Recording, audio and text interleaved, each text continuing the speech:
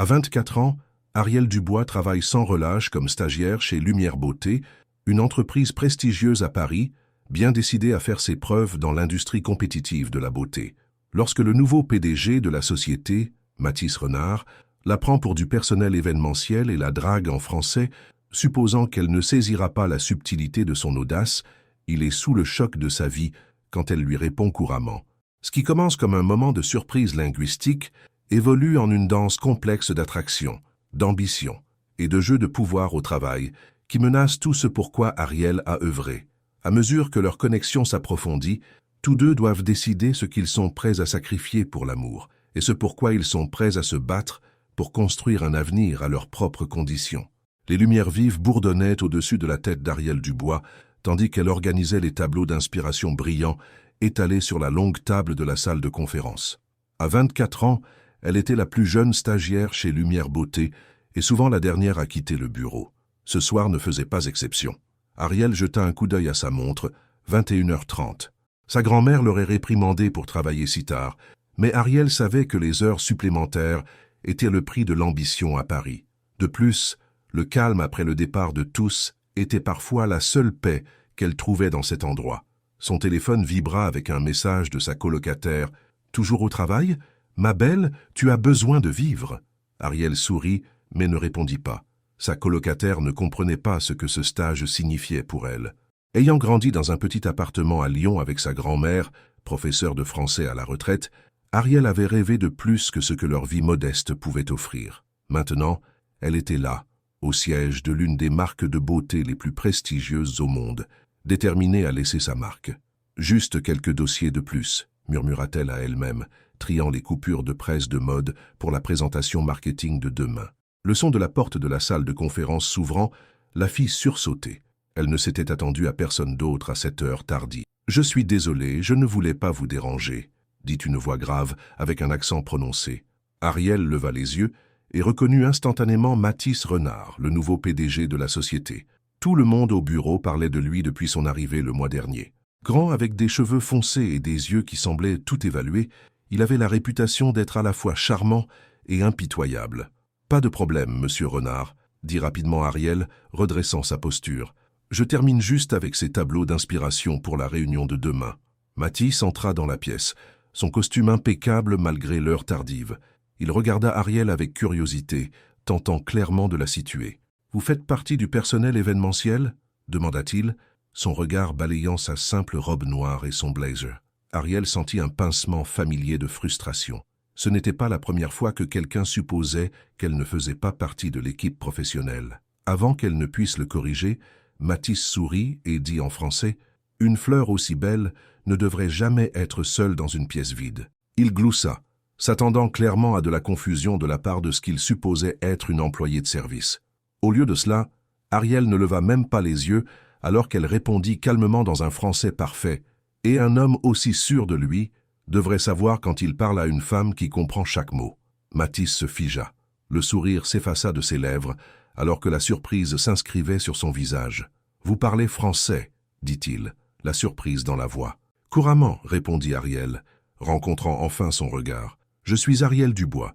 Je suis stagiaire au département marketing, pas du personnel événementiel. » Pendant un instant, Mathis parut sincèrement embarrassé, une expression que ses employés auraient été choqués de voir sur son visage habituellement confiant. Puis, lentement, un vrai sourire se répandit sur ses traits, pas le charme étudié qu'il affichait habituellement, mais quelque chose de plus authentique. « Mes excuses, mademoiselle Dubois, c'était présomptueux de ma part. » Il lui tendit la main. « Permettez-moi de me présenter correctement. Mathis Renard. »« Je sais qui vous êtes, monsieur Renard, » dit Ariel, acceptant sa poignée de main. Sa prise était ferme, sa main chaude. « Où avez-vous appris à si bien parler français ?» demanda-t-il, un intérêt sincère remplaçant son arrogance initiale. « Ma grand-mère m'a élevé. Elle a été professeure de français pendant 40 ans. Elle vous a bien enseigné. Votre accent est impeccable. »« Merci, » dit Ariel, commençant à ramasser ses affaires. « Si vous voulez bien m'excuser, je devrais y aller. »« Bien sûr, » dit Mathis, s'écartant. Mais alors qu'elle atteignait la porte, il ajouta « Mademoiselle Dubois ?» Elle se retourna. « J'ai hâte de vous voir à la présentation de demain. » Ariel hocha la tête, incertaine de la façon de répondre. Elle ne s'était pas attendue à ce qu'il soit au courant de la réunion, et encore moins qu'il y assiste. « Bonne nuit, monsieur Renard. Bonne nuit, Ariel, répondit-il doucement. Le lendemain matin, Ariel arriva tôt pour trouver sa supérieure, Vanessa, l'attendant avec une drôle d'expression. « Quelque chose ne va pas ?» demanda Ariel, accrochant son manteau. « Les ressources humaines ont appelé. Votre candidature pour le poste d'associé marketing junior a été accélérée. » Ariel cligna des yeux de surprise. « Mais je viens de la soumettre hier. Je pensais que le processus de révision prenait des semaines. » Vanessa croisa les bras. « C'est généralement le cas. Vous pouvez m'expliquer comment la vôtre est soudain une priorité ?»« Je n'en ai aucune idée, » dit honnêtement Ariel, bien qu'un soupçon se formait dans son esprit. « Eh bien, quoi que vous ayez fait, cela a marché. Vous êtes également invité à la réunion des cadres dirigeants cet après-midi. » La réunion des cadres dirigeants, mais c'est seulement pour le personnel senior. Pas aujourd'hui apparemment. Le ton de Vanessa fit clairement comprendre qu'elle n'était pas ravie. « Soyez prête à 14 heures. » Et Ariel. Beaucoup de gens attendent des années pour des opportunités comme celle-ci.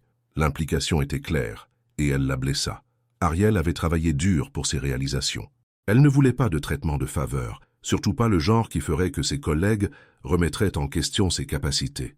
Tout au long de la matinée, elle sentit les yeux sur elle. Des murmures la suivirent jusqu'à la salle de pause, où elle entendit 2 designers parler. « Tu as entendu parler de la stagiaire qui a attiré l'attention de Renard? Déjà? Il est là depuis quoi? 1 mois? » Apparemment, elle travaillait tard, seule avec lui dans la salle de conférence. Les joues d'Ariel s'enflammèrent, alors qu'elle se retournait et sortait, laissant son café non préparé. C'était exactement ce qu'elle craignait, son travail acharné éclipsé par les ragots. À 1h30, elle révisait ses notes pour la présentation, lorsque son téléphone vibra avec un message d'un numéro inconnu. « Hâte de découvrir vos idées cet après-midi. Les tableaux d'inspiration étaient excellents. MR. » Ariel fixa le message. Comment avait-il obtenu son numéro? Et comment savait-il qu'elle était responsable des tableaux d'inspiration? Son nom n'était même pas sur le projet. Elle décida de ne pas répondre, glissant le téléphone dans son tiroir. La salle du conseil d'administration était intimidante, tout en verre et chrome, avec des vues sur les toits de Paris s'étendant au-delà des baies vitrées. Ariel prit place à l'arrière, essayant d'être discrète parmi les cadres supérieurs qui se demandaient clairement pourquoi elle était là. Mathis entra en dernier, captivant l'attention de la pièce par sa seule présence. Ses yeux trouvèrent Ariel immédiatement, et il lui fit un léger signe de tête avant de commencer la réunion. « Avant de commencer, je voudrais saluer les nouvelles perspectives qui nous rejoignent aujourd'hui, » dit-il, faisant un geste vers Ariel. Mademoiselle Dubois a fait preuve d'une créativité exceptionnelle avec les nouveaux concepts de campagne. Tous les regards se tournèrent vers elle. Ariel se força à se tenir plus droite, malgré le désir de disparaître. La réunion se poursuivit, et à la surprise d'Ariel, Mathis lui posa des questions à plusieurs reprises. Pas des questions faciles, non plus. Des questions complexes sur la démographie du marché et le positionnement de la marque auquel elle dut réfléchir attentivement pour répondre. Mais elle connaissait ses recherches. Elle avait étudié les rapports de l'entreprise pendant des mois, se préparant à une opportunité qu'elle n'aurait jamais cru venir si tôt. À chaque réponse, les regards sceptiques des dirigeants se transformèrent lentement en un respect à contre-cœur. Après la réunion, Mathis l'approcha alors que les autres sortèrent de la pièce. « Vous les avez impressionnés, dit-il. Ce n'est pas facile. Merci, monsieur Renard. Mais je dois demander, avez-vous eu quelque chose à voir avec l'accélération de ma candidature ?» Il ne le nia pas. « J'ai reconnu un talent, quelque chose de trop rare dans cette industrie. J'apprécie l'opportunité, dit Ariel avec prudence, mais je préférerais progresser par mes propres mérites. » Mathis la regarda un instant. « Hier soir, vous n'étiez pas intimidé par moi. Aujourd'hui, vous vous êtes bien défendu face à des dirigeants avec des décennies d'expérience en plus. Ce sont vos mérites, mademoiselle Dubois. » Il marqua une pause. « Votre français est un bonus surprise. » Avant qu'elle ne puisse répondre, son assistante apparut à la porte. « Votre voiture attend, monsieur Renard. »« Merci, Claire. » À Ariel, il ajouta « Continuez comme ça, mademoiselle Dubois. J'attends de grandes choses. » Alors qu'il s'éloignait, Ariel ne savait pas si elle devait se sentir fière ou inquiète. Son intérêt pourrait lui ouvrir des portes pour sa carrière, mais à quel prix? Au cours des semaines suivantes, Ariel remarqua Mathis apparaître partout où elle se trouvait, dans la salle de pause quand elle allait prendre un café, dans le couloir près de son bureau, au même gala de bienfaisance où elle était bénévole. Ce n'était pas évident pour les autres, et jamais inapproprié. Juste des rencontres persistantes, intentionnelles, qui ne pouvaient pas être une coïncidence. Lors d'un dîner d'entreprise, il fit en sorte qu'elle soit assise à sa table, la présentant au grand nom de l'industrie comme l'avenir de Lumière. Lorsque la conversation prit un tour plus technique en français, alors que plusieurs cadres parisiens discutaient d'une nouvelle ligne de produits, Ariel suivit facilement, ajoutant occasionnellement des idées qui faisaient hocher la tête des visiteurs avec appréciation. Plus tard, alors que les serveurs débarrassaient les assiettes de dessert, Mathis se pencha plus près. « Vous me comprenez avant que je ne finisse mes pensées », dit-il doucement en français. « Et je n'ai jamais eu ça. Même pas à Paris. » La sincérité dans sa voix la fit lever les yeux, rencontrant son regard. Pendant un instant, elle vit au-delà du puissant PDG quelque chose de plus vulnérable. « Ce n'est que la langue, » répondit-elle, également en français. « Non, » dit-il, « c'est plus que ça. » Ariel détourna le regard, mal à l'aise avec l'intensité de son regard. « Je devrais y aller. Réunion tôt demain. Laissez mon chauffeur vous ramener chez vous. Ce n'est pas nécessaire. »« Ah, il est tard et il pleut. » Elle hésita, puis hocha la tête. « Merci. » À l'arrière de l'élégante voiture noire, Mathis garda une distance respectueuse, mais Ariel pouvait sentir le poids des mots tus entre eux. « Ma grand-mère vous aurait aimé, » dit-elle soudain, se surprenant elle-même. « Pourquoi donc ?» Elle croyait en la franchise.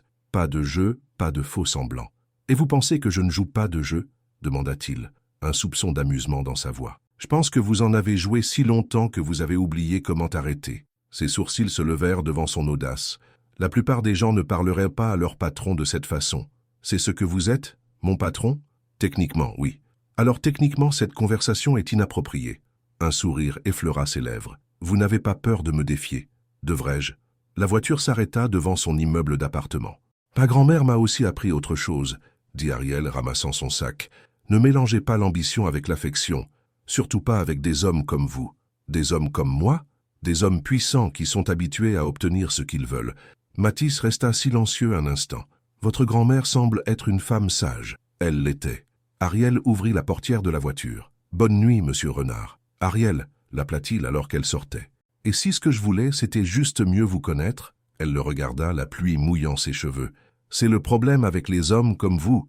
Ce n'est jamais juste quelque chose. » Elle ferma la porte et s'éloigna, sentant son regard sur elle jusqu'à ce qu'elle disparaisse dans son immeuble. Dans son petit appartement, Ariel retira ses chaussures et s'enfonça dans son canapé, troublée par ses propres sentiments. Elle avait travaillé si dur pour arriver là où elle était. La dernière chose dont elle avait besoin était d'être le sujet de commérages au bureau, ou pire, de voir ses réalisations attribuées à l'intérêt d'un homme puissant. Mais quand Mathis lui parlait en français, doucement, respectueusement, cela ressemblait moins à de la drague et plus à l'impression d'être vu, vraiment vu, d'une manière que personne n'avait faite depuis le décès de sa grand-mère. Elle sortit son téléphone et vit un nouveau message. « Merci pour votre honnêteté ce soir. C'est rafraîchissant d'être défié. Dormez bien. MR. » Ariel posa le téléphone sans répondre, mais ne put s'empêcher de laisser un petit sourire se former sur ses lèvres. Dehors, par sa fenêtre, la pluie continuait de tomber sur les rues de Paris, lavant tout, rendant la ville plus pure. La promotion d'Ariel, de stagiaire à associé marketing junior, fut annoncée la semaine suivante. Alors que la plupart des collègues la félicitaient, elle ne put ignorer les murmures qui la suivaient dans les couloirs. « C'est parce qu'elle parle français », dit une responsable de compte à une autre, alors qu'Ariel passait devant la salle de pause. « Entre autres, j'en suis sûr », vint la réponse suivie d'un rire complice. Ariel garda la tête haute, se concentrant sur la preuve de sa valeur par son travail. Elle arrivait plus tôt que tout le monde et restait plus tard que la plupart. Ses idées pour la nouvelle campagne de printemps étaient innovantes mais pratiques, lui valant un respect à contre-cœur même de ses critiques les plus virulents. Mais éviter Mathis s'avéra impossible. En tant que PDG, il était soudain partout, demandant sa présence aux réunions, lui demandant son avis sur de nouveaux produits, lui envoyant des emails avec des articles sur la culture française qu'il pensait pouvoir l'intéresser. Un soir, alors qu'Ariel terminait un brouillon de présentation, Claire, l'assistante de Mathis, apparut à son bureau. « Monsieur Renard aimerait vous voir dans son bureau », dit-elle, son expression ne révélant rien. L'estomac d'Ariel se serra. A-t-il dit de quoi il s'agissait? Non, mais il a demandé que vous apportiez vos idées pour le lancement parisien. Le lancement parisien, le plus grand événement de l'année de lumière, prévu pour le mois prochain. Ariel travaillait sur des concepts pour cela, mais ne les avait encore partagés avec personne. « Comment savait-il que je développais des idées pour Paris ?» demanda-t-elle. Claire haussa simplement les épaules. « Monsieur Renard remarque tout. » Rassemblant sa tablette et ses notes, Ariel se dirigea vers l'étage des cadres dirigeants. Le bureau de Mathis se trouvait au bout du couloir, un bureau d'angle aux murs de verre offrant des vues panoramiques sur Paris. Il était au téléphone quand elle arriva, mais l'invita d'un geste et d'un sourire. « Je vous remercie. À bientôt, dit-il, terminant son appel. Ariel, merci d'être venu. Vous vouliez me voir pour le lancement parisien? Oui. S'il vous plaît, asseyez-vous. » Il désigna la chaise en face de son bureau. « J'ai examiné les concepts initiaux de l'équipe marketing, et il manque de quelque chose. » « De quelque chose ?» répéta Ariel avec prudence. « D'authenticité. » Mathis se pencha en avant. « Ils comprennent le luxe, mais pas le luxe français. Il y a une différence. » Ariel hocha la tête. Elle avait pensé la même chose en voyant les matériaux préliminaires, mais n'avait pas senti que c'était à sa place de le dire. « Je crois savoir que vous avez travaillé sur des approches alternatives, » continua-t-il. « Oui, mais ce ne sont que des ébauches. J'allais les peaufiner avant de les partager. J'aimerais les voir maintenant, si cela ne vous dérange pas. » Ariel hésita, puis ouvrit sa tablette et la lui tendit. « Elles ne sont pas encore parfaites. » Mathis fit défiler sa présentation, son expression impénétrable.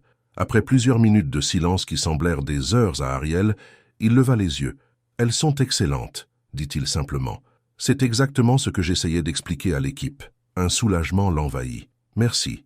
Je veux que vous les présentiez à la réunion stratégique de demain. » Les yeux d'Ariel s'écarquillèrent. « Mais Monsieur Leclerc dirige la campagne parisienne. Il est dans l'entreprise depuis 15 ans. Et il est devenu confortable. Trop confortable. » Mathis lui rendit sa tablette. « Il est temps d'avoir de nouvelles idées, Ariel. L'équipe senior n'aimera pas. Il pense déjà... » Elle s'interrompit. « Il pense quoi ?» la relança Mathis. Ariel prit une profonde inspiration. « Il pense déjà que je reçois un traitement de faveur à cause de vous et moi, parce que je reconnais votre talent. » Sa voix resta calme, mais elle pouvait voir la tension dans sa mâchoire. « Parce qu'il pense qu'il y a quelque chose entre nous, » précisa-t-elle. « Personnellement, je veux dire. » Mathis resta silencieux un instant. « Et y a-t-il quelque chose ?» La question directe la prit au dépourvu. « Ce n'est pas... Je ne pense pas que ce soit une conversation appropriée, monsieur Renard. »« Mathis, » la corrigea-t-il doucement. « Et vous avez raison.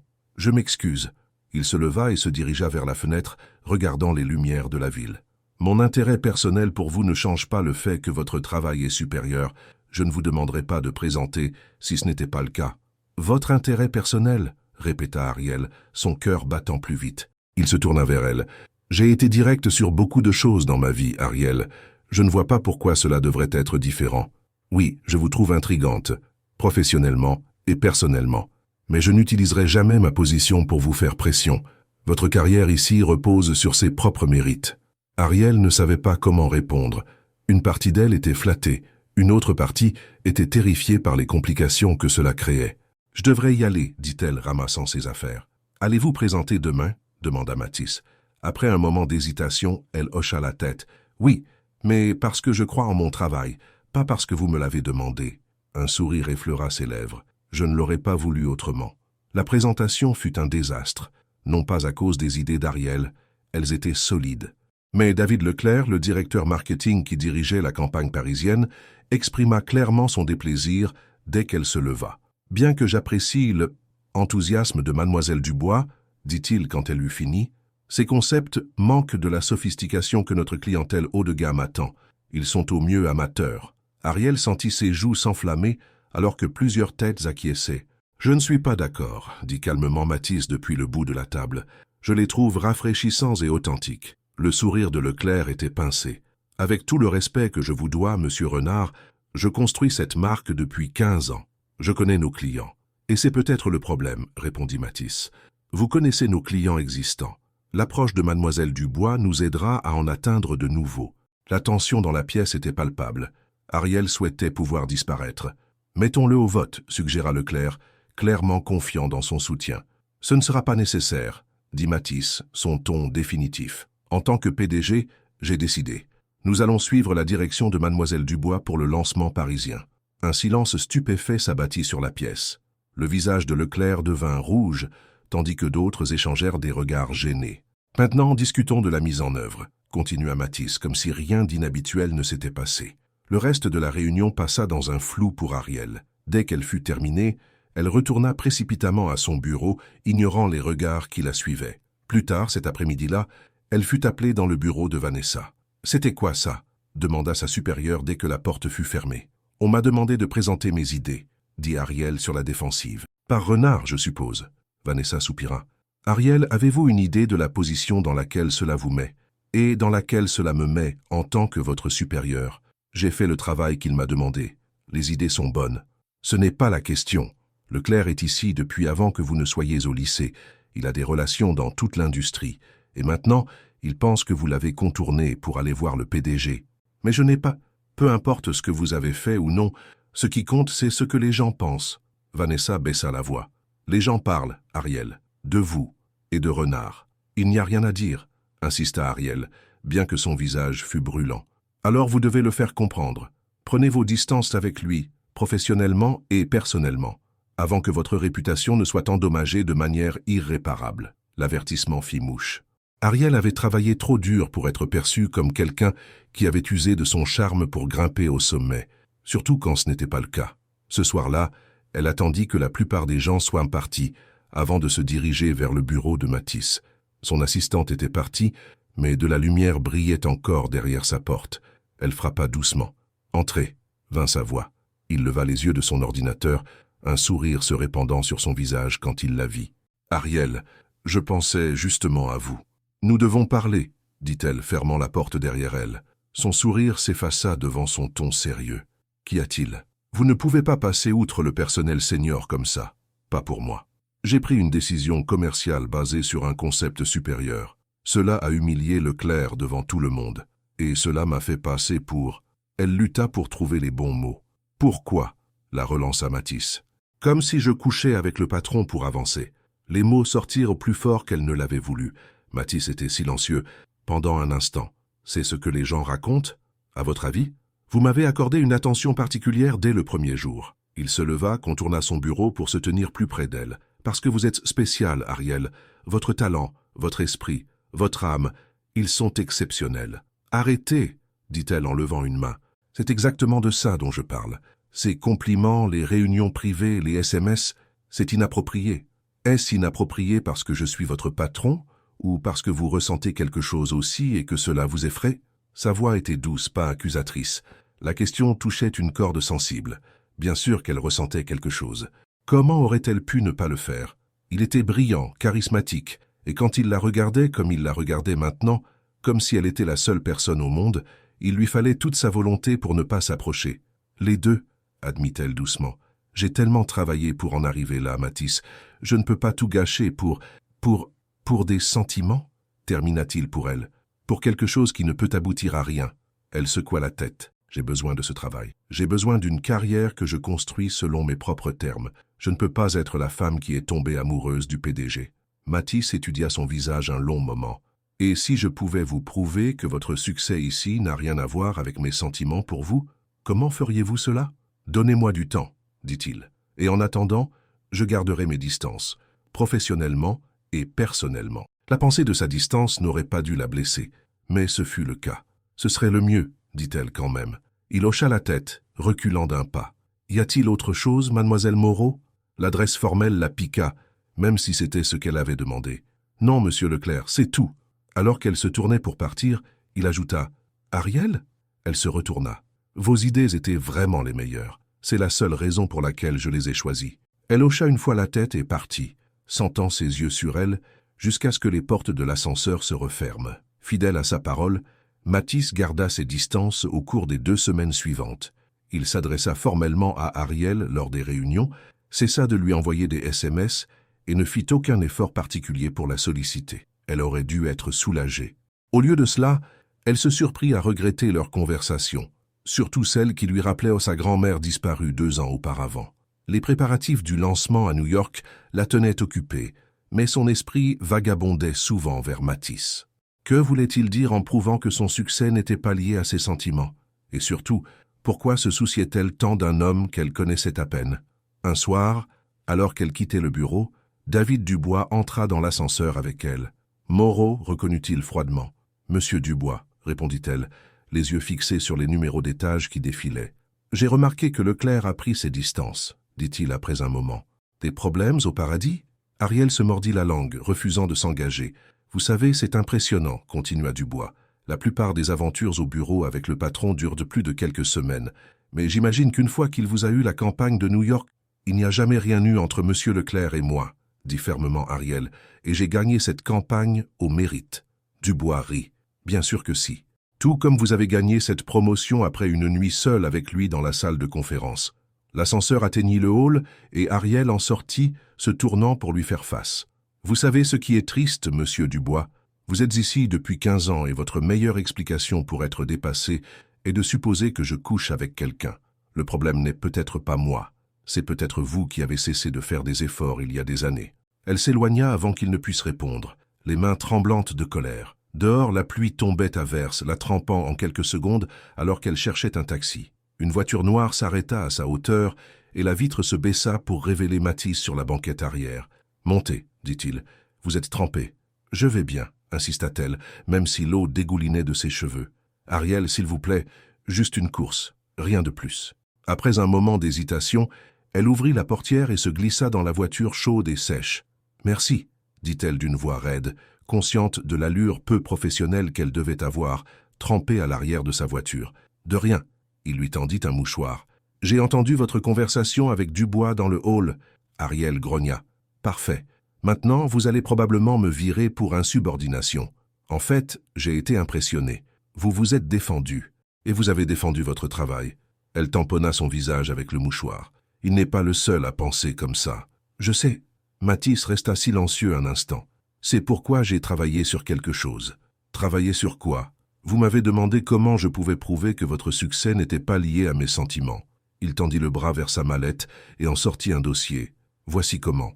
Ariel l'ouvrit et trouva une lettre lui offrant un poste de responsable marketing pour le bureau de New York de Lumière. « Qu'est-ce que c'est » demanda-t-elle confuse. « Une promotion significative, mais pas de ma part. » Il désigna la signature en bas. « Ceci vient directement du conseil d'administration de Paris, basé uniquement sur votre travail pour le lancement à venir, qu'ils ont examiné indépendamment. Mais comment ? Je leur ai envoyé votre portfolio anonymement.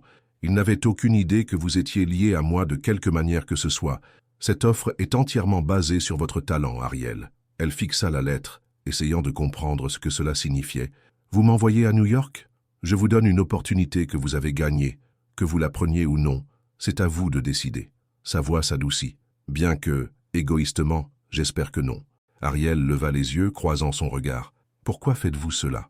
Parce que je veux que vous sachiez que votre succès ici n'a rien à voir avec ce qu'il y a entre nous. Vous vous élèveriez seul, avec ou sans moi. » Le geste la toucha profondément. Personne n'avait jamais cru en elle de cette manière, pas depuis sa grand-mère. « Je ne sais pas quoi dire, » admit-elle. « Vous n'avez rien à dire pour l'instant. Réfléchissez-y. » Il hésita puis demanda « Puis-je vous poser une question personnelle ?» Elle hocha la tête. « Vous avez mentionné que votre grand-mère vous avait élevé, et vos parents. » La question la prit au dépourvu. Peu de gens au travail s'intéressaient à sa vie personnelle. « Ma mère est morte quand j'avais 7 ans, dit-elle doucement. Un cancer. Mon père n'était pas là. Ma grand-mère était tout ce que j'avais. Je suis désolée, dit Mathis, et elle sentit qu'il le pensait vraiment. Elle était incroyable. Elle a enseigné le français dans le même lycée pendant 40 ans. Notre appartement était petit, mais rempli de livres et de musique. » Ariel sourit au souvenir. Elle jouait des disques d'Édith Piaf pendant qu'elle corrigeait des copies. « Et maintenant, vous parlez sa langue parfaitement. C'était notre connexion spéciale. Après sa mort il y a 2 ans, parler français. C'est comme ça que je la garde avec moi. » Mathis resta silencieux, étudiant son visage dans la faible lumière de la voiture. « Vous l'aimiez beaucoup. Elle était tout pour moi. » Ariel baissa les yeux vers la lettre qu'elle tenait. « Elle me disait toujours que je verrais Paris un jour. Et maintenant, vous le pouvez. » La voiture s'arrêta devant son immeuble, mais Mathis ne fit aucun mouvement pour la laisser sortir. « Vous ne parlez jamais de votre famille, » dit Ariel, soudain curieuse. « Ils vivent toujours en France ?» Une ombre traversa son visage. « Mon père, oui, nous ne sommes pas proches. Et votre mère ? Elle est morte quand j'avais 12 ans. » Sa voix était neutre, mais elle sentit l'ancienne douleur sous-jacente. « Mon père s'est remarié rapidement. Sa nouvelle femme s'intéressait peu à l'enfant d'une autre femme. Cela a dû être difficile. Cela m'a appris l'autonomie et la valeur de la distance émotionnelle. » Il le dit avec détachement, mais Ariel put voir ce que cela lui avait coûté. « C'est pour ça que vous parlez français comme ça ?» demanda-t-elle doucement. « Comment ça ? Vous parlez français comme si c'était une performance, dit-elle. Poli, parfait, mais distant. Moi je le parle comme si c'était le dernier souvenir que j'ai de quelqu'un que j'ai aimé. Mathis parut stupéfait, comme si elle avait vu en lui quelque chose que personne d'autre n'avait remarqué. Je n'y ai jamais pensé de cette façon. L'air entre eux sembla changer, devenant plus chaud, plus intime. Je devrais y aller, dit Ariel, bien qu'elle ne fit aucun mouvement pour partir. Bien sûr. Mathis tendit le bras au-dessus d'elle pour ouvrir sa portière, l'approchant suffisamment pour qu'elle puisse sentir son eau de Cologne. Pensez à New York, Ariel. C'est une opportunité que vous méritez. Alors qu'elle sortait de la voiture, il ajouta « Mais sachez que si vous restez, je respecterai toutes les limites que vous fixerez. Votre carrière ici n'en souffrira pas, quel que soit votre choix. » Ariel hocha la tête, incapable de trouver les mots justes. Alors que la voiture s'éloignait, elle serra le dossier contre sa poitrine, déchirée entre l'opportunité et les sentiments inattendus qui grandissaient dans son cœur. Dans son appartement, elle relut la lettre d'offre s'imaginant à New York, la ville que sa grand-mère avait toujours décrite avec tant d'amour. C'était tout ce pourquoi elle avait travaillé. Alors pourquoi la pensée de quitter Paris, de quitter Mathis, lui semblait-elle une perte précieuse avant même que cela n'ait commencé? Ariel passa le week-end à peser ses options. L'offre de New York était tout ce dont elle avait rêvé. Une chance d'honorer la mémoire de sa grand-mère en vivant dans la ville qu'elle avait tant aimée. Le salaire était généreux, le poste prestigieux. Elle serait folle de refuser. Pourtant, chaque fois qu'elle s'imaginait à New York, le visage de Mathis lui apparaissait. Leur connexion semblait inachevée, comme un livre qu'elle aurait posé juste au moment où l'histoire devenait intéressante. Le lundi matin arriva sous un ciel gris et une pluie fine. Ariel se rendit tôt au bureau, sa décision toujours indécise.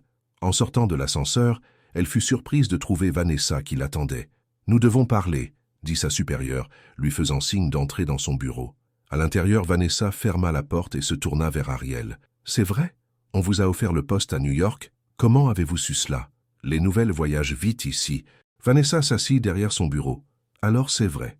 Oui, je l'envisage toujours. Considérez-le attentivement. » Vanessa se pencha en avant. « Cela pourrait être votre chance de prendre un nouveau départ, sans les rumeurs. » « Quelles rumeurs maintenant ?» demanda Ariel avec lassitude. « Que Leclerc restructure tout le département marketing pour vous donner plus de pouvoir. Qu'il prévoit de licencier Dubois et tous ceux qui ont remis en question votre promotion. » Ça est ridicule. Il ne ferait pas ça. Vanessa haussa un sourcil. Ne le ferait-il pas? Il n'est pas exactement réputé pour sa sentimentalité. Avant de venir ici, il a réduit 30% du personnel de Paris sans ciller. C'est différent, insista Ariel, bien que le doute s'insinuât dans son esprit. Elle ne savait pas vraiment de quoi Mathis était capable. Vraiment? Vanessa l'étudia. Avez-vous des sentiments pour lui? La question directe fit Ariel marquer une pause. Je ne sais pas, peut-être, mais rien ne s'est passé entre nous. Cela n'a pas d'importance. Les gens croient que c'est le cas. Votre travail sera toujours remis en question ici, maintenant. L'expression de Vanessa s'adoucit légèrement. New York est une page blanche, Ariel. Prenez-la. Tout au long de la matinée, Ariel essaya de se concentrer sur ses tâches, mais son esprit revenait sans cesse aux paroles de Vanessa. Était-elle folle de rester? Son travail serait-il toujours miné par les ragots? Vers midi, son téléphone vibra avec un SMS de Mathis. « Déjeuner? Nous devrions parler. » Elle hésita, puis répondit « Ok. Où? » Le bistrot du coin, 13 heures. Le bistrot du coin était un petit restaurant français à plusieurs pâtés de maison du bureau, suffisamment éloigné pour qu'il ne croise pas de collègues. Ariel arriva avec 5 minutes de retard, trouvant Mathis déjà assis à une table de coin. « Merci d'être venu, » dit-il alors qu'elle s'asseyait. « Je n'étais pas sûr que vous viendriez. »« J'ai failli ne pas venir, » admit-elle. « Les gens parlent encore. Laissez-les parler. » Il avait l'air fatigué, remarqua-t-elle.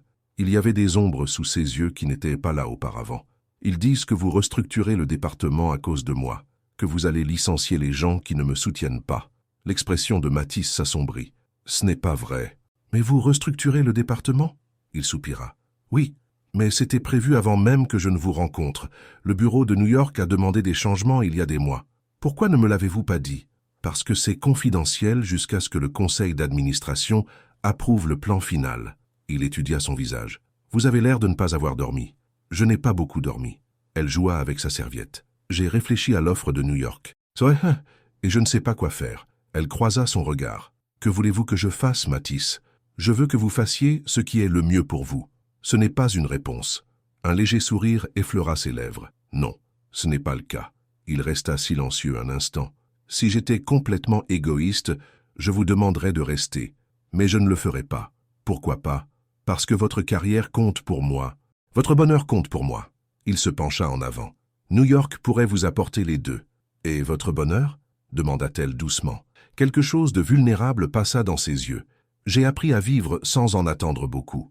Le serveur arriva pour prendre leur commande, interrompant le moment. Ils commandèrent tous les deux en français, ce qui valut un sourire approbateur de la part du serveur plus âgé. « Vous faites un beau couple », dit-il en français avant de partir. Ariel sentit ses joues s'échauffer. « Il pense que nous sommes ensemble. Est-ce que ce serait si terrible ?» demanda Mathis, sa voix légère mais ses yeux sérieux. « Ce serait compliqué. » Elle hésita puis posa la question qui la turlupinait. « Si je restais, et si quelque chose se passait entre nous, comment cela fonctionnerait-il? Vous êtes toujours le PDG. Il y a des moyens de gérer cela. Je pourrais me récuser des décisions concernant votre poste. Vos évaluations de performance pourraient être gérées par le conseil d'administration. Vous y avez pensé, réalisa-t-elle. Je n'ai pensé qu'à ça, admit-il. Leurs plats arrivèrent et ils mangèrent en silence pendant quelques minutes.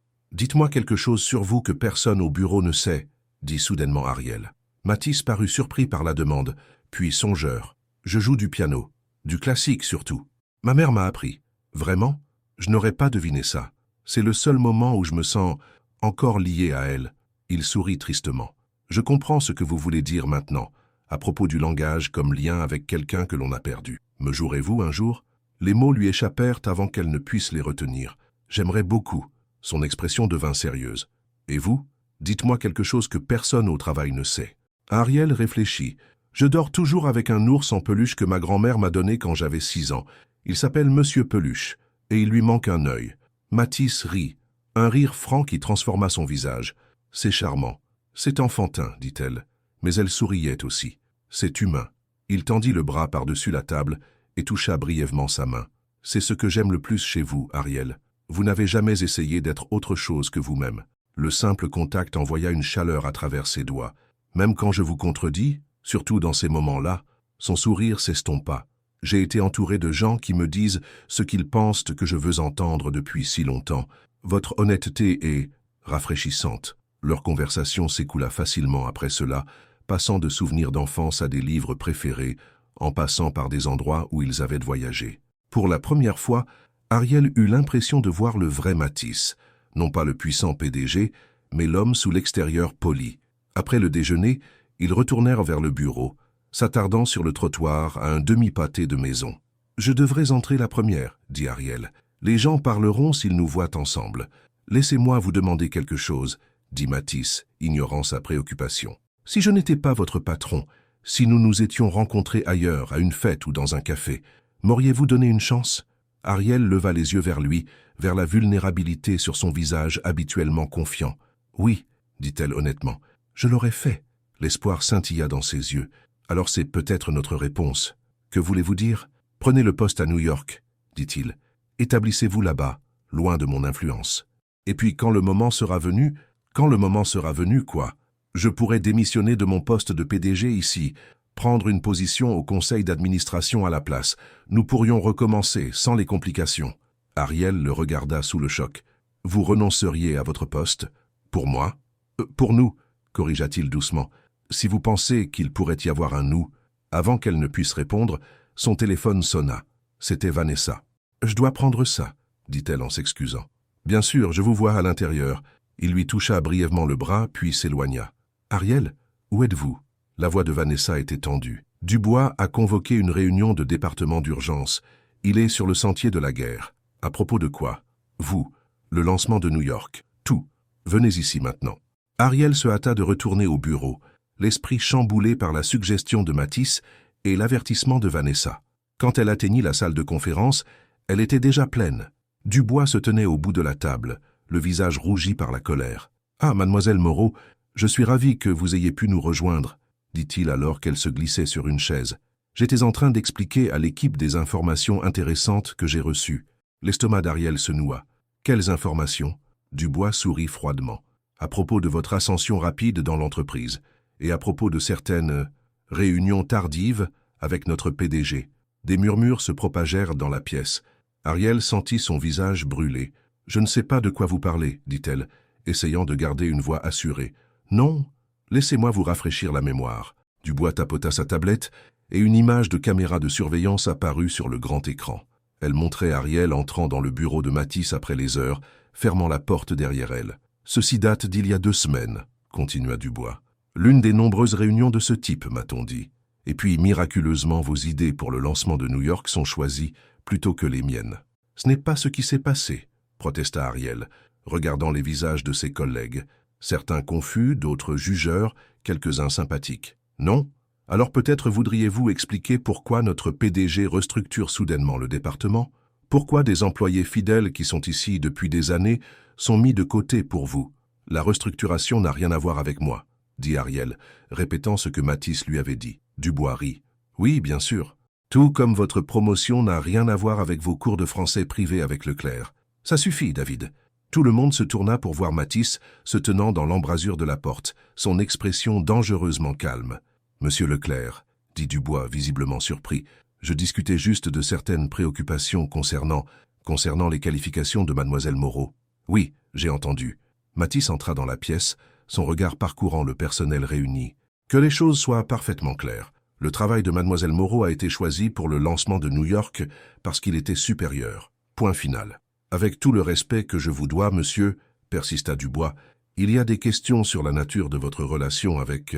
Ma relation avec chaque employé de cette entreprise est professionnelle, le coupa Matisse, sa voix tranchante. Mais puisque vous avez décidé de faire des accusations en public, abordons-les directement. Il se tourna pour faire face à toute la pièce. Oui, mademoiselle Moreau et moi avons eu des réunions après les heures, tout comme avec beaucoup d'entre vous. Oui, elle parle français, ce que je trouve utile étant donné que nous sommes une entreprise française. Et oui, je reconnais son talent, chose que j'attends de tous les managers envers les membres d'équipes prometteurs. Dubois ouvrit la bouche pour parler, mais Matisse continua. Ce que je ne tolérerai pas, ce sont les ragots sans fondement qui sapent le travail acharné d'un collègue. Mademoiselle Moreau a gagné toutes les opportunités qui lui ont été offertes ici. Quiconque suggère le contraire insulte non seulement son intégrité, mais aussi la mienne. La pièce était complètement silencieuse. Ariel n'arrivait pas à croire ce qu'elle entendait. Matisse la défendait, publiquement, sans équivoque. Maintenant, dit Matisse, sa voix plus douce mais non moins ferme, si quelqu'un a des préoccupations légitimes concernant la campagne de New York ou la restructuration du département, ma porte est ouverte. Mais cette réunion est terminée. Dubois resta figé, visiblement choqué par la réprimande publique. Les autres membres du personnel commencèrent à sortir un à un, évitant tout contact visuel avec Dubois et Ariel. Quand seul Ariel, Matisse et Dubois restèrent, Matisse parla de nouveau. « David, je voudrais vous voir dans mon bureau. Maintenant. » Alors que Dubois rassemblait ses affaires, Matisse se tourna vers Ariel. « Ça va ?» Elle hocha la tête, bien qu'elle se sente tremblante. « Merci, » murmura-t-elle. « Vous n'avez pas à me remercier de dire la vérité, » dit-il simplement, puis il suivit Dubois hors de la pièce. Ariel resta assise seule pendant plusieurs minutes, essayant de comprendre ce qui venait de se passer. Matisse l'avait soutenu publiquement, risquant sa propre réputation dans le processus. Il avait clairement fait savoir que son travail se suffisait à lui-même, et il avait proposé de renoncer à son poste de PDG pour une chance d'avoir une relation avec elle. Personne n'avait jamais cru en elle de cette manière auparavant. Pour le reste de la journée, le bureau fut étrangement calme. Monsieur Dubois ne revint pas du bureau de Mathieu Delorme, et des rumeurs circulèrent selon lesquelles il avait été suspendu, voire licencié. Ariane tenta de se concentrer sur son travail, mais elle trouva cela impossible. Chaque fois qu'elle fermait les yeux, elle voyait Mathieu debout dans l'encadrement de cette porte, la défendant sans hésitation. Ce soir-là, alors qu'elle rangeait ses affaires pour partir, Valérie apparut à son bureau. « Ça va ?» demanda sa supérieure. C'était intense. « Ça va, » dit Ariane. « Juste fatiguée. Si ça peut te rassurer, je ne pense pas que tu aies fait quoi que ce soit de mal. » La voix de Valérie était étonnamment douce. « Monsieur Dubois a toujours été intimidé par les nouveaux talents. »« Merci. » Ariane esquissa un petit sourire. « As-tu des nouvelles de ce qui lui est arrivé ? 2 semaines de suspension, d'après ce que j'entends, et il a été retiré de l'équipe de lancement de Paris. » Ariane grimaça. « Ça n'aidera pas les rumeurs. Peut-être pas. Mais après ce que monsieur Renard a dit aujourd'hui, les gens y réfléchiront à 2 fois avant de les répandre. » Valérie hésita. « Tu as pris une décision concernant Paris ? » ?»« Pas encore, mais j'y suis presque. » « Eh bien, quoi que tu décides, tu l'as bien mérité. » Valérie lui serra brièvement l'épaule. « À demain. » De nouveau seule, Ariane consulta son téléphone. Aucun message de Mathieu. Une partie d'elle était déçue, mais une autre était soulagée. Elle avait besoin d'espace pour réfléchir clairement, sans que sa présence ne brouille son jugement. Alors qu'elle rentrait chez elle en métro, elle repensa à ce qu'il avait dit au déjeuner. Pouvait-il vraiment recommencer à zéro? Accepterait-il vraiment de quitter son poste de PDG pour elle? Et même s'il le faisait, les gens verraient-ils un jour son succès comme le sien propre? Son téléphone vibra avec un SMS d'un numéro inconnu. C'est vrai? Monsieur Renard t'a vraiment défendu devant tout le monde? Des détails, s'il te plaît.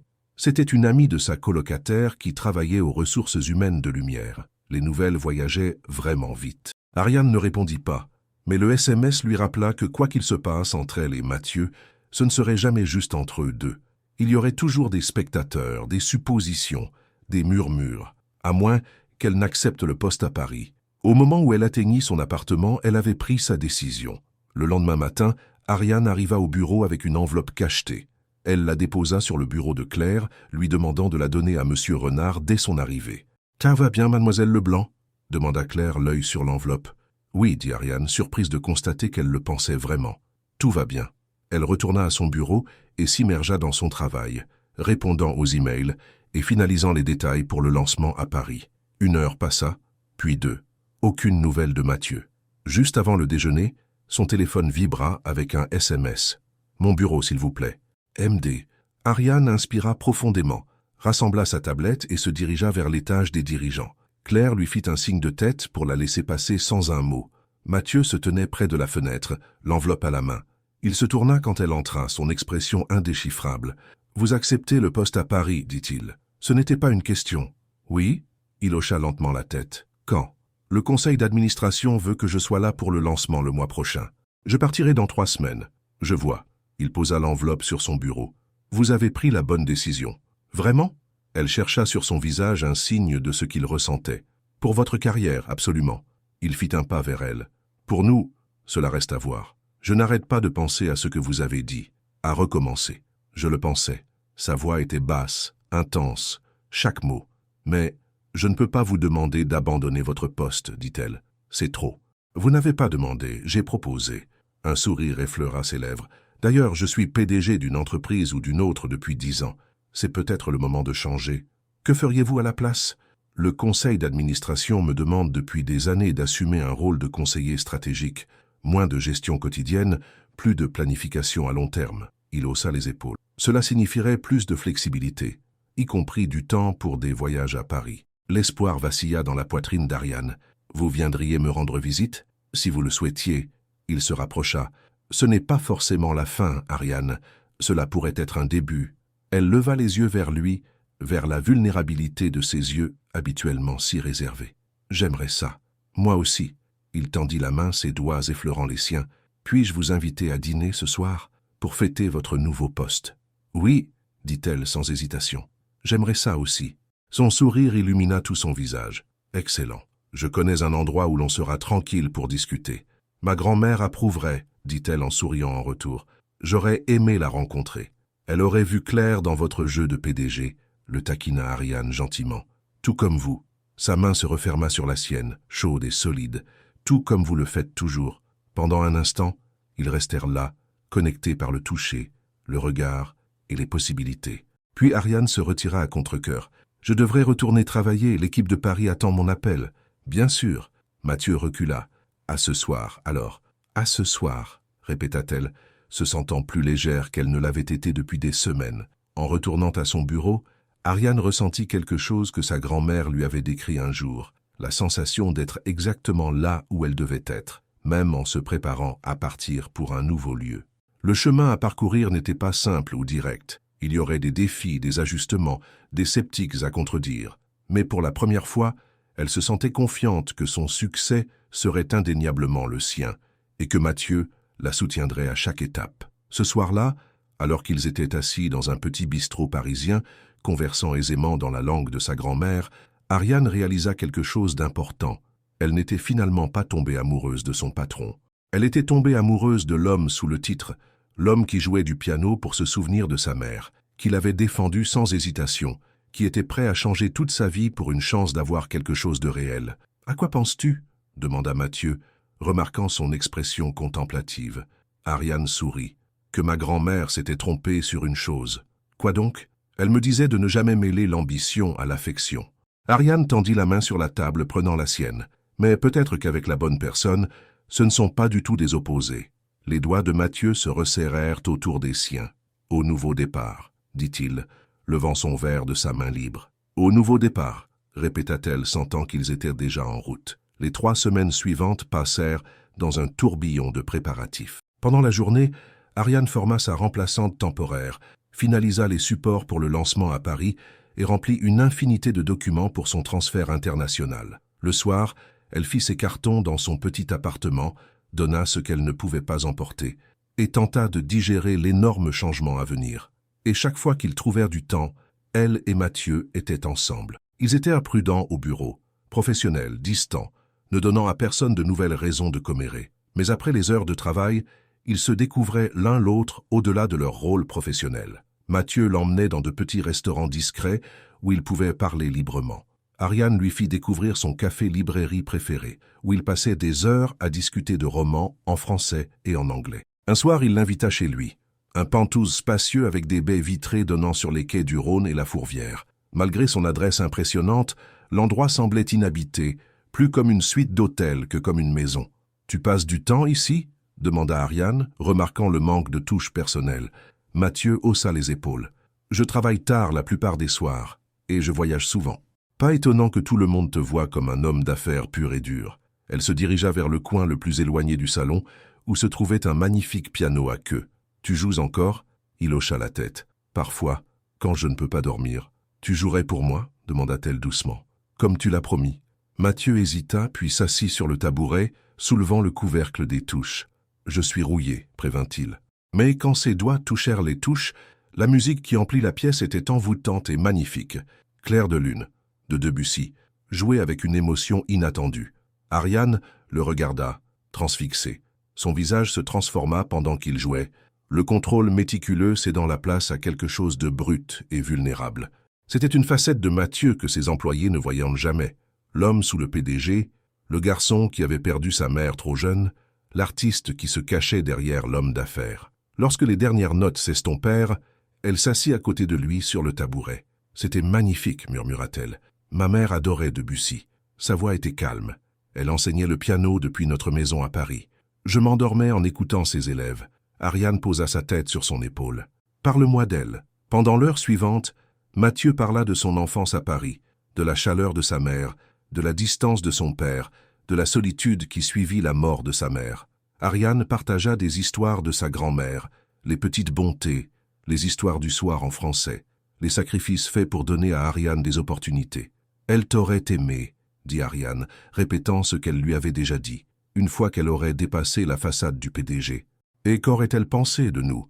demanda Mathieu, écartant une mèche de cheveux de son visage. Elle aurait été sceptique au début, mais elle disait toujours de juger les gens par leurs actions, pas par leurs titres. Ariane sourit. « Tes actions de ces dernières semaines l'auraient conquise. » Il se pencha. « Et t'ont-elles conquise, toi ?» Au lieu de répondre, Ariane réduisit la distance entre eux, ses lèvres rencontrant les siennes dans un baiser doux qui s'approfondit rapidement. Ses bras encerclèrent à sa taille, l'attirant plus près, comme s'il avait attendu ce moment aussi longtemps qu'elle. Quand ils se séparèrent enfin, tous deux essoufflés, Mathieu posa son front contre le sien. « J'ai voulu faire ça depuis la première fois que tu m'as parlé en français dans cette salle de réunion, » avoua-t-il. « Moi aussi, confessa-t-elle, même si j'essayais de ne pas le vouloir. » Il sourit. « Tu avais raison d'être prudente, j'étais ton patron. Tu l'es toujours, encore une semaine. » Son expression devint sérieuse. « Ariane, je veux que tu saches. Quoi qu'il arrive entre nous, ta position à Paris est sécurisée. Elle t'appartient, basée uniquement sur ton talent. »« Je sais, » dit-elle, et réalisa qu'elle le savait. Quoi d'autre était incertain, elle lui faisait confiance là-dessus. « J'ai parlé au conseil d'administration, » continua-t-il, « pour la transition vers un rôle de conseiller. » Ses yeux s'écarquillèrent. « Tu vas vraiment le faire? Démissionner de ton poste de PDG? » « Pas immédiatement, ces choses prennent du temps. Mais j'ai mis le processus en marche. » Il lui prit la main. Je pensais ce que je disais. Je veux une chance d'avoir quelque chose de réel avec toi, sans complications. Tu es sûr? Être PDG a été toute ta vie. C'est justement le problème. Ses doigts se resserrèrent autour des siens. Ça a été toute ma vie, et je suis prêt pour plus. Ariane scruta son visage, ne trouvant que de la sincérité. On est vraiment en train de faire ça, n'est-ce pas? On l'est. Il l'embrassa de nouveau, scellant la promesse. Paris est juste le début. Le dernier jour d'Ariane au bureau de Lyon arriva avec une émotion inattendue. Malgré les défis qu'elle avait affrontés, elle s'était attachée à cet endroit où sa carrière avait vraiment commencé. Son équipe l'a surpris avec un déjeuner d'adieu. Même Valérie semblait sincèrement triste de la voir partir. « Tu vas faire de grandes choses à Paris », dit sa supérieure, lui donnant une accolade maladroite. « N'oublie juste pas d'où tu viens. »« Je n'oublierai pas », promit Ariane. Elle garda son adieu à Mathieu pour la fin, le rejoignant dans son bureau après que la plupart des employés soient partis pour la journée. « Tout est emballé ?» demanda-t-il, bien qu'ils aient parlé de ses préparatifs la veille au soir, pendant le dîner. « Autant que possible », elle sourit. « Je n'arrive toujours pas à croire que je pars demain. J'ai organisé une voiture pour te conduire à l'aéroport, dit-il, et quelqu'un te rejoindra à ton arrivée à Paris. Tu as pensé à tout. J'ai essayé. » Il tendit la main vers son tiroir de bureau et en sortit un petit paquet emballé. « J'ai quelque chose pour toi. Mathieu, tu n'aurais pas dû... S'il te plaît, ouvre-le. » Ariane déballa le cadeau et découvrit un magnifique journal en cuir, ses initiales embossées en or. « Pour ton nouveau chapitre, » expliqua-t-il. « Je me suis dit que tu voudrais peut-être consigner tes aventures parisiennes. » Elle passa ses doigts sur le cuir doux, touchée par l'attention du cadeau. « C'est parfait, merci. Il y a une dernière chose. » Il lui tendit une enveloppe. « Ne l'ouvre pas avant d'être dans l'avion. »« Qu'est-ce que c'est ?»« Juste un mot. Quelque chose à lire quand tu seras entre Lyon et Paris. Entre ton ancienne vie et ta nouvelle. » Ariane glissa l'enveloppe dans son sac. « Quand viendras-tu me voir ? » ?»« Dès que le conseil approuvera ma transition. 1 mois, peut-être 2. » Il contourna son bureau pour se tenir devant elle. « Ça semblera une éternité. On se parlera tous les jours, dit-elle. Et avant que tu ne t'en rendes compte, tu me feras visiter ton Paris. Notre Paris, corrigea-t-il doucement, l'attirant dans ses bras. Tu vas me manquer, Ariane Leblanc. Toi aussi, tu vas me manquer. Elle leva les yeux vers lui, mémorisant son visage. Mais ce n'est pas un adieu, c'est juste un au revoir. Son baiser était tendre, une promesse de ce qui les attendait une fois les complications de leur relation professionnelle derrière eux. Au revoir, mon cœur, murmura-t-il contre ses lèvres. Au revoir, répéta-t-elle, s'éloignant à contre-cœur de son étreinte. À Paris. Le lendemain matin, Lyon se réveilla sous une pluie battante. Ariane regarda la ville disparaître derrière des rideaux d'eau tandis que la voiture envoyée par Mathieu la conduisait à l'aéroport. Tout semblait irréel. Quitter son appartement pour la dernière fois, dire au revoir à sa colocataire, et maintenant regarder la ligne d'horizon s'estomper dans le gris. Elle s'enregistra, passa la sécurité et trouva sa porte d'embarquement avec beaucoup de temps. Alors que les passagers commençaient à embarquer, elle toucha l'enveloppe dans son sac, tentée de l'ouvrir plus tôt. Mais elle avait promis d'attendre d'être en l'air, alors elle la remit en sécurité et rejoignit la file d'embarquement. 6 heures plus tard, quelque part au-dessus de la France, Ariane se cala dans son siège et ouvrit enfin l'enveloppe de Mathieu. À l'intérieur se trouvait une clé et une note manuscrite en français élégant. « Si tu souhaites écrire ton propre chapitre ici, l'appartement au-dessus du café de la rue Mazarine est à toi, pas en tant que mon stagiaire, pas même en tant que ma partenaire, mais en tant que la femme qui m'a fait parler comme si je pensais chaque mot. La clé ouvre à la fois l'appartement et, si tu le souhaites, un futur où nous pourrons découvrir qui nous sommes au-delà des titres et des bureaux. Je te rejoindrai dès que possible, mais cet endroit est le tien, quoi qu'il arrive. Le Paris de ta grand-mère t'attend. Avec tout mon cœur, Mathieu. » Les larmes remplirent les yeux d'Ariane en relisant la note. Rue Mazarine, l'une des rues les plus charmantes du quartier latin, le quartier que sa grand-mère avait toujours décrit comme le cœur du vrai Paris. Comment avait-il su? Elle serra la clé fermement, sentant son poids dans sa paume. Cela représentait plus qu'un simple appartement. C'était la manière de Mathieu de s'assurer qu'elle aurait son indépendance, son propre espace, quoi qu'il arrive entre eux. Ariane ferma les yeux, imaginant un petit balcon donnant sur les cafés en contrebas, imaginant des matins avec café et croissants frais, des soirées avec vin et conversation. Une vie qui honorait les souvenirs de sa grand-mère tout en créant de nouveaux. Et finalement, Mathieu la rejoindrait là-bas. Pas comme son patron, mais comme son égal, son partenaire. Elle remit la note et la clé dans l'enveloppe, sa décision déjà prise. Paris accueillit Ariane avec une lumière dorée de fin d'après-midi qui faisait briller la ville. Comme promis, quelqu'un l'attendait à l'aéroport, une femme sympathique du bureau de Paris qui l'aida avec ses bagages et expliqua qu'une voiture était prête à l'emmener où elle voulait. « À l'hôtel » demanda la femme en français. Ariane hésita, sa main touchant l'enveloppe dans son sac. « Non » décida-t-elle. À la rue Mazarine, s'il vous plaît. La femme eut l'air surprise, mais hocha la tête. Bien sûr, mademoiselle Leblanc. Tandis que la voiture serpentait dans les rues de Paris, Ariane ressentit un étrange mélange de nervosité et de retour à la maison. Elle n'y avait jamais été auparavant. Pourtant, les histoires de sa grand-mère la rendaient familière. Elle reconnut des monuments, des photographies, Notre-Dame, la Seine, le quartier latin avec ses rues étroites et ses bâtiments centenaires. Lorsqu'ils atteignirent la rue Mazarine, Ariane demanda au chauffeur de s'arrêter devant un petit café aux auvents bleus et aux tables extérieures. « C'est ici », dit-elle, rassemblant son courage et son bagage à main. « Merci. » Elle se tint sur le trottoir, levant les yeux vers les appartements au-dessus du café. Lequel était le sien? Prenant une profonde inspiration, elle entra dans le petit hall de l'immeuble et trouva une rangée de boîtes aux lettres. L'une n'avait pas de nom, seulement un petit cœur dessiné dans le coin. Ariane sourit, sortant sa clé. Elle s'adaptait parfaitement à la boîte correspondante qui contenera une autre enveloppe. À l'intérieur se trouvait un morceau de papier avec le numéro 3B écrit dessus, et rien d'autre. Elle monta l'escalier étroit jusqu'au 3e étage, son cœur battant plus vite à chaque pas. Devant l'appartement 3B, elle marqua une pause, la clé à la main, soudainement nerveuse. Et si ce n'était pas ce à quoi elle s'attendait? Et si elle faisait une erreur? « Le pari de ta grand-mère t'attend », avait écrit Mathieu.